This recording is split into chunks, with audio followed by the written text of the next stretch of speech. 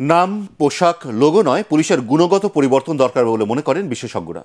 পুলিশের চলমান সংকটের জন্য তারা দুষছেন বিসিএস ক্যাডার ও নন ক্যাডারের মধ্যে স্নায়ুযুদ্ধ, ক্ষমতার অপব্যবহার, বেতন ভাতায় বৈষম্য, দলীয় বিবেচনায় পদায়ন ও বিশেষ জেলাকে অগ্রাধিকার।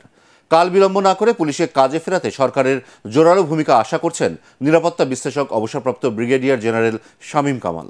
মিজান শাহজাহানের রিপোর্ট।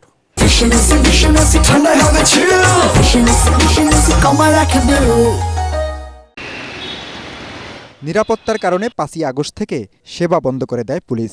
পুরানো থানা সংস্কার করে নতুনভাবে কাজ শুরু করছে তারা। তবে এখনও তাদের সরব উপস্থিতি লক্ষ্য করা যাচ্ছে না। সড়ক সামলাচ্ছেন শিক্ষার্থীরা।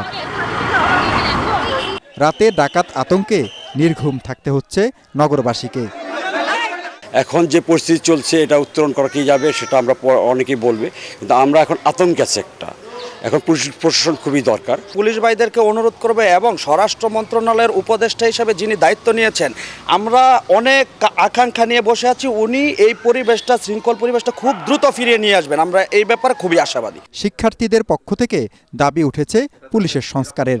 নিরাপত্তা বিশ্লেষকরা বলছেন বৈষম্য দূর করে শৃঙ্খলা ফেরাতে হবে পুলিশ বাহিনীতে। শুধু পুলিশ কেন, যে কোনো বাহিনীতে বা যে কোনো বড় বড় অফিস, এমনকি বিচার বিভাগেও প্রথম একটা শর্ত হতো ওই নির্দিষ্ট দলের লোক হতে হবে, নির্দিষ্ট জেলার লোক হতে হবে। এইটা যদি আমরা পরিবর্তন করতে না পারি তাহলে কি হবে?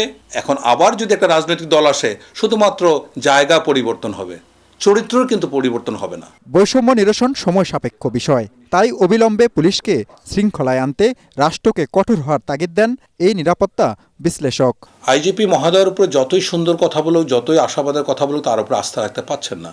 এটা অত্যন্ত যৌক্তিক।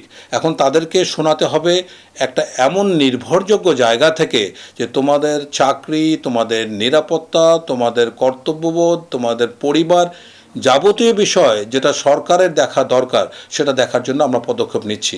একই সাথে তাদেরকে একটা সময়সীমা বেঁধে দেওয়া হবে। এই সময়ের মধ্যে তোমরা যদি দায়িত্বে না ফেরো তাহলে তাদের বিরুদ্ধে কঠোর ব্যবস্থা নিতে হবে। এটা 5 দফা, 6 দফা, 8 দফা না মানলে শেষ পর্যন্ত আমরা 1 দফায় যাব, এ ধরনের কোনো ধরনের দাবি দেওয়া ইউনিফর্মে চলে না। 1861 সালের আইন দিয়ে এই যুগে পুলিশিং চলে না, তাই যুগোপযোগী আইন করার পরামর্শ বিশেষজ্ঞদের। মিজান শাহজাহান, এটিএন বাংলা, ঢাকা।